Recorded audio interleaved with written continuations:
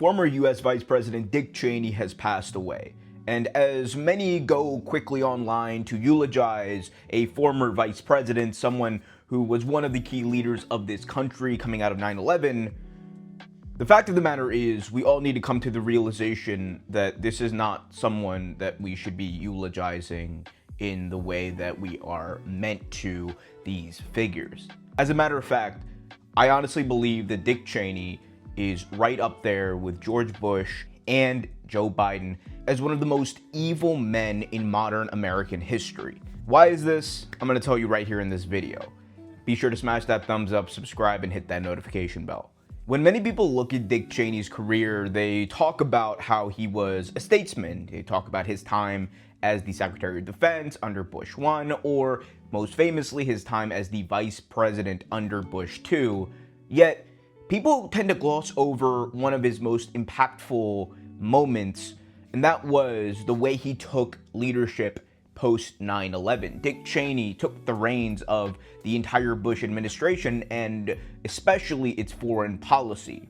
This not only led to the invasions of Iraq and Afghanistan, but ended up creating one of the biggest messes in American history foreign policy-wise. It is because of Dick Cheney's foreign policy that we got the disastrous war in Iraq. It is because of Dick Cheney's foreign policy that we got a failed war in Afghanistan. It is because of the actions of Dick Cheney that the entire Middle East has been destabilized.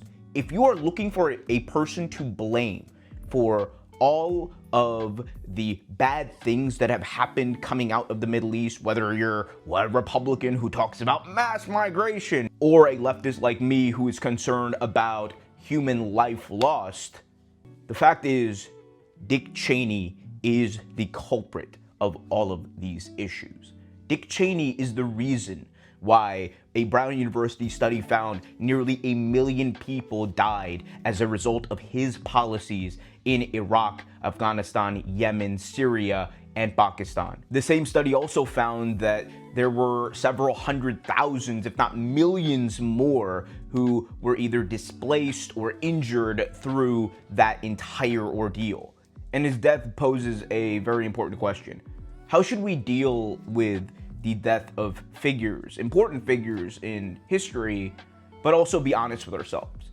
Many times it's very easy to just look at the fact that somebody died and you just say, well, I feel bad for their families, I'm sorry for their loss, and it is a sad ordeal. And I would be with that.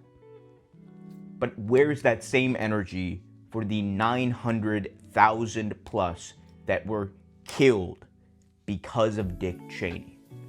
Where's that same energy right now when it comes to the genocide that is still ongoing, even though this fake ceasefire didn't last, in Palestine?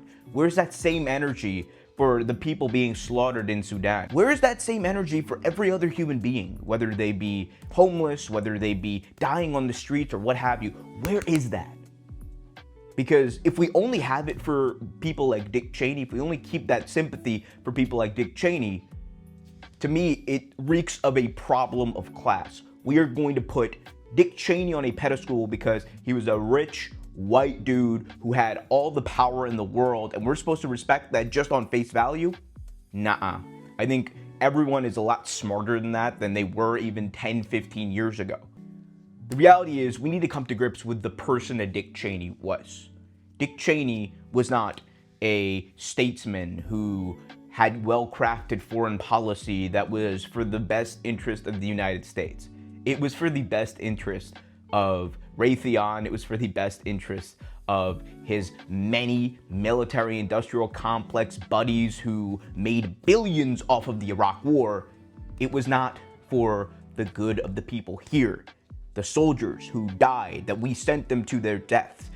The people in these countries like Iraq, Afghanistan, and every other place I named who were killed for no other reason but because where they lived.